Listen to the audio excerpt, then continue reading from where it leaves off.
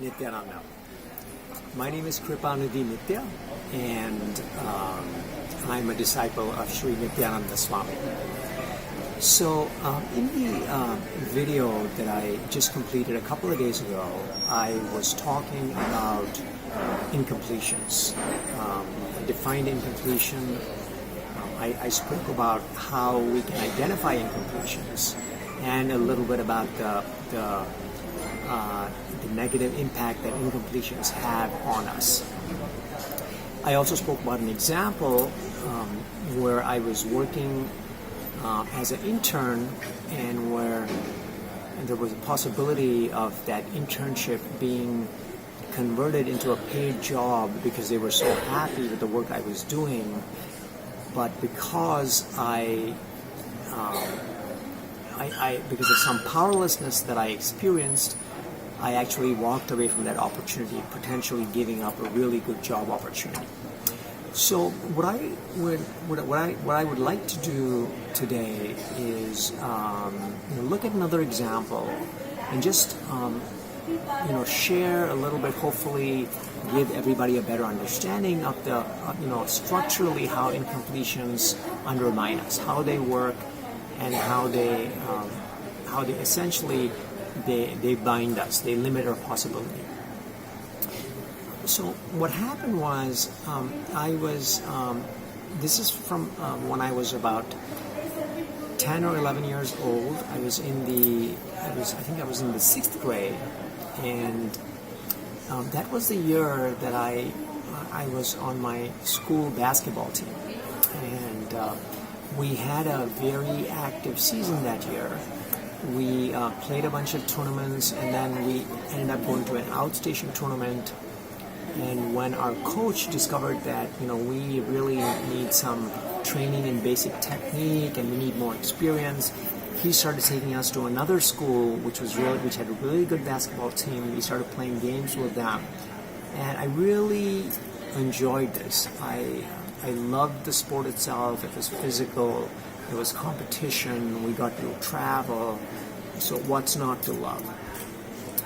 And at that time, I remember one evening, I had gone grocery shopping with my dad, and we were kind of starting to come back, returning home, when I was kind of in a playful mood, and I just kind of shared with my dad, we're having so much fun with basketball, and I wonder, it's possible I might become the captain of the basketball team.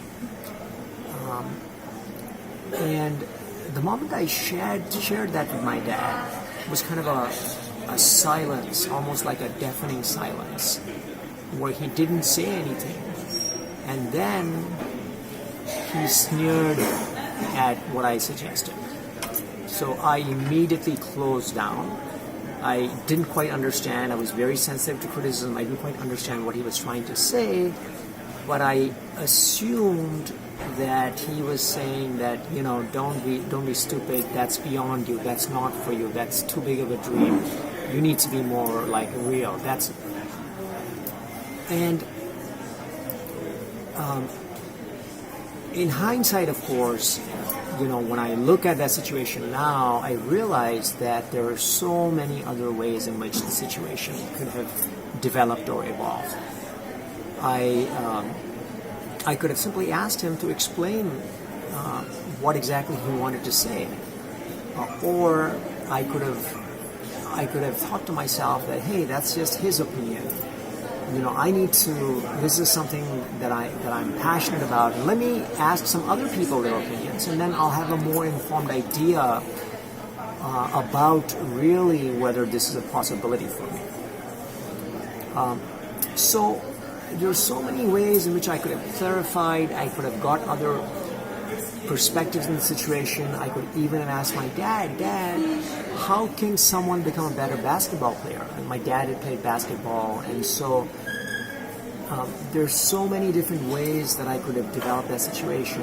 Instead, because I was sensitive to criticism, and I guess the relationship with my father, where I must have felt dependent on him for some reason, I just went into a space of powerlessness didn't really say anything and just kind of accepted that assessment that's a big dream, that's not for you.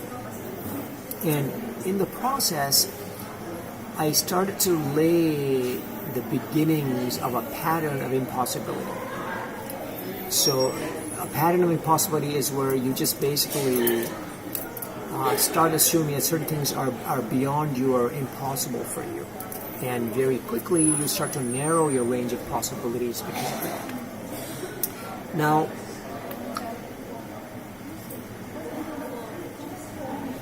so this kind of fits into the classic definition of an incompletion. So an incompletion is essentially you have an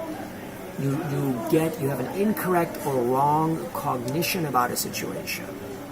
And in this case, from just one simple incident, I started to draw the conclusion that big dreams, big possibilities are not something I can comfortably share with people.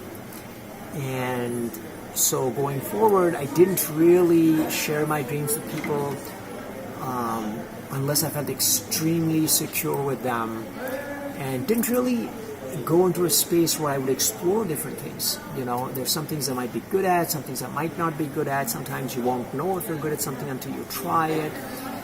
And so I started to basically close down a lot of possibilities. And so that's why incompletions, they can be an incident. In my case, it was an incident. It can be a faulty cognition. It can just be a general memory of an incident that put you in a low mood that is something that you remember going forward when you encounter a similar situation. So basically it's a hangover from that incident that stays with you and affects your future. So that's what I have for us today about incompletions. And thank you very much, Nithya.